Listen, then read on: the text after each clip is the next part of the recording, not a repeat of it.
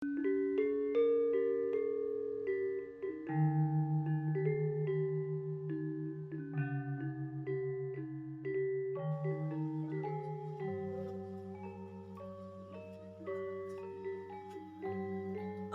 Swastiastu. Om Awiganamastu Namasidam. Om Anubadrah Kertawiantu Wiswata. Semoga pikiran yang baik datang dari segala penjuru. Perkenalkan, nama saya Putu Pana Paramita Wesnawa dari program studi Ilmu Komunikasi Hindu. Puja dan puji syukur saya panjatkan kehadiran Ide Sang Yang Widiwasa. Karena berkat atas rahmat dan berkahnya, saya diperkenankan untuk menyampaikan Dharma Wacana yang bertemakan Catur Marga, Jalan Mencapai Kebahagiaan.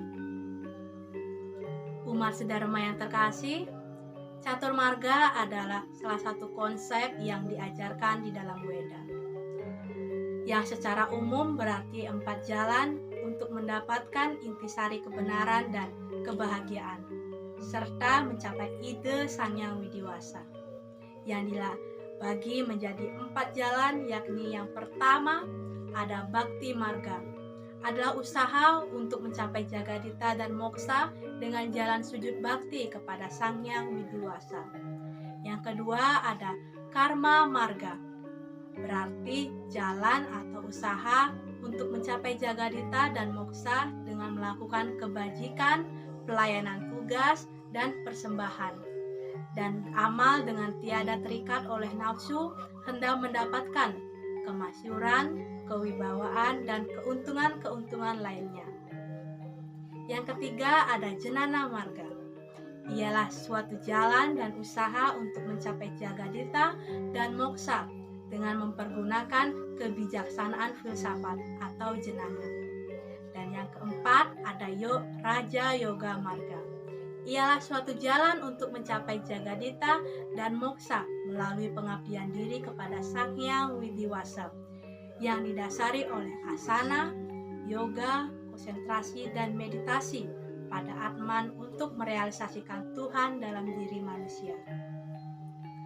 Jalan atau marga yang paling sederhana dalam kehidupan saat ini atau zaman kali ini adalah Bhakti Marga. Di sini Tuhan diwujudkan sebagai penguasa yang sangat penyayang, diibaratkan sebagai ayah, ibu, kakak, sahabat, atau sebagainya. Orang yang melaksanakan jalan ini menginginkan kebahagiaan rohani atau swasti. Menurut Bhakti Marga, Tuhan adalah sosok yang dekat, umum, dan dapat dengan mudah dicintai dan didekati dengan berbagai cara yang diyakini. Seperti yang terdapat dalam Sloka Bhagavad Gita 4.11 yang bunyinya sebagai berikut: Ye yatah mam prapadayante tam stataiwa baijani aham mam varta manu vartante manusia parta saruyasa, yang artinya bagaimanapun jalan manusia mendekatiku, aku terima, wahai Arjuna. Manusia mengikuti jalanku pada segala jalan. Kemudian sloka berikutnya Bhagavad Gita 9.26, yakni Patram Puspam Palam Toyam Yomi Bhakta Raya Santi Tat Aham Bhakti Upartam Asnami Prayatat Mana, yang artinya siapapun yang dengan sujud bakti kepadaku mempersembahkan sehelai daun, setangkai bunga, sebiji buah, setetes air, aku terima dengan segala bakti persembahan dari orang yang berhati suci. Saudara-saudaraku yang berbahagia, bakti merupakan dasar pembentuk agama. Bakti adalah jalan termudah dan dapat dikombinasikan dengan ketiga jalan yang lainnya. Pada dasarnya, ketiga jalan yang lainnya ini memerlukan adanya bakti untuk membuat jalan tersebut menjadi lebih mudah dan membuat seseorang semakin tegar dalam menghadapi cobaan yang mungkin muncul dalam menempuh kehidupannya. Dalam Bhakti Marga, Tidak ada aturan yang begitu mengikat. Intinya adalah rasa bakti dan kecintaan terhadap ide Sang Yang Widi Wase. Suatu kisah tentang Rama, seorang awatara, dan raja yang agung, dengan Sabari, salah satu seorang baktanya yang termasyur. Sabari adalah seorang wanita yang berasal dari kasta rendah, yang ingin sekali memperoleh darsan Rama sang awatara. Ia tinggal seorang diri di suatu pertapaan terpencil di dalam hutan.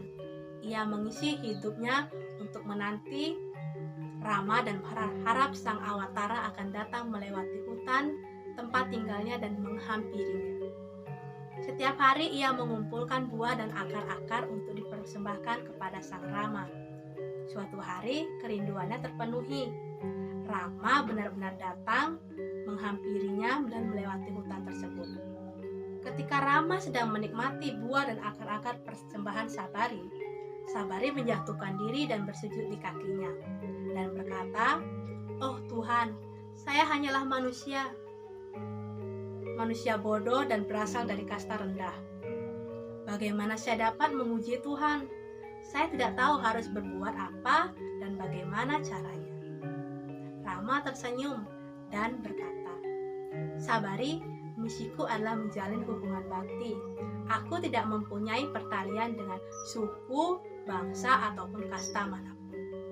Apakah gunanya memiliki kekayaan atau kedudukan atau karakter tanpa bakti kepada Tuhan? Bakta dapat mencapaiku melalui 9 jalan. Masing-masing jalan itu dapat membawa mereka kepadaku. 9 jalan yang dimaksud atau Nawa Vida Bhakti tercantum dalam Bhagavata Purana 75.23, yaitu Srawanam, Kirtanam, Vishnu Smaranam, Padaswanam, Vandanam, Arcanam, Dasyam, Sakyam, dan Atmani Wedana, yang artinya mendengarkan perihal kemuliaan Tuhan, menyanyikan namanya, mengingat dan memperenungkan kemuliaan Tuhan, memuja kaki Tuhan, membaca kitab suci, menghormati melalui media arca, mengabdi kepada Tuhan, mencapai kedekatan dengan Tuhan, pasrah diri kepada Tuhan. Penjelasannya sebagai berikut. Yang pertama ada Srawana, yang artinya mendengarkan mengenai nama suci Tuhan. Lila rohaninya, kemunculan rohaninya ini adalah merupakan awal pelayanan bakti. Kemunculan dan aktivitas rohani sangat penting diawali dengan Srawana, seperti yang diajarkan oleh Resi Narada, adalah awal mencapai Satchit Ananda Vigraha. Yang kedua ada Kirtanam. Kirtanam adalah memuja Tuhan dengan menyanyikan nama-nama Tuhan atau kidung suci keagamaan, seperti bhajan yang bertujuan memuliakan Tuhan dan menjelaskan tentang nilai-nilai kemanusiaan. Selanjutnya, kirtanam ini dapat dilakukan dengan 3 cara, yakni yang pertama ada niste. Niste atau melakukan kirtanam secara waikari, yakni dengan suara yang jelas dan dapat didengar. Yang kedua ada madhya. Madhya atau melakukan kirtanam secara upamsu, yakni dengan gerakan lidah tetapi tanpa suara, artinya tidak dapat didengar. Yang ketiga ada utarna. Utarna atau melakukan kirtanam secara manasika yang diucapkan di dalam hati. Yang ketiga ada smaranam. Smaranam ini adalah berbakti kepada Tuhan dengan jalan selalu ingat pada Tuhan dan manifestasinya. Ini sangat penting dalam menjaga perilaku agar tidak menyimpang dari jalan Dharma. Semakin kuat kita mengingat keberadaan dan kemahakuasaannya, maka semakin kuat pula getaran kesucian Tuhan mempengaruhi totalitas diri kita. Dengan semakin kuatnya getaran kesucian yang kita dapatkan, maka kegiatan kita pun akan menjadi semakin baik, dijauhkan dari segala halangan dan selalu memperoleh perlindungannya. Yang keempat ada Vandanam. Vandanam adalah bentuk bakti yang dilakukan dengan jalan membaca kitab suci Weda atau sastra suci lainnya. Vandanam adalah suatu bentuk bakti yang menjaga proses terbentuknya struktur alam pikiran yang ideal. Yang kelima ada Padaswanam. merupakan perwujudan bakti kepada Tuhan dengan menyembah kaki Padma Tuhan. Kaki Padma diartikan sebagai kaki yang maha suci milik Tuhan. Yang keenam ada dasyam. Dasyam adalah berbakti dengan jalan melayani dan mengabdi pada Tuhan yang Maha Esa. Pada umumnya lewat pemujaan arca dan pelayanan kemanusiaan. Proses bakti ini di Bali bisa disebut dengan ngayah. Ngayah merupakan pengabdian penuh keikhlasan, ketetapan hati yang bulat dan kesungguhan, serta penuh rasa bakti.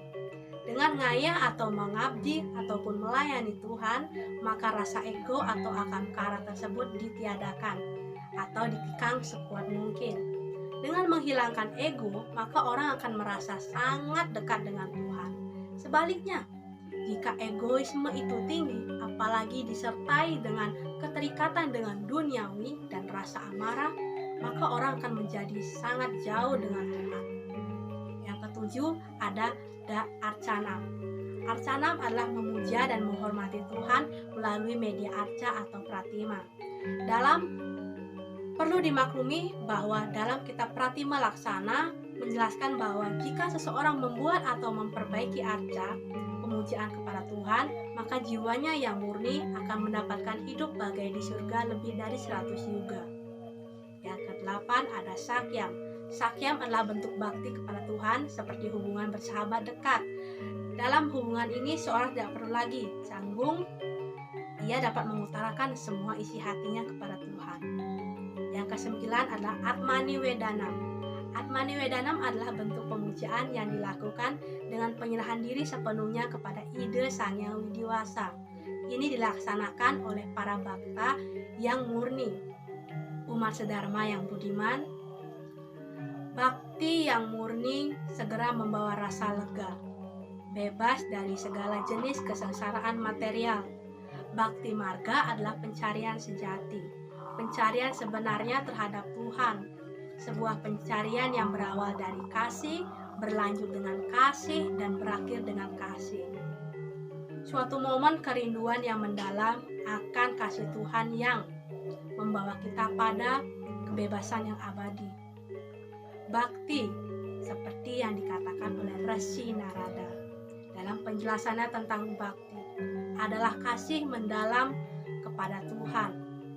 Ketika manusia mencapainya, ia akan mengasihi semuanya tanpa terkecuali, tidak membenci siapapun, mencapai kedamaian dan mencapai suatu kebahagiaan.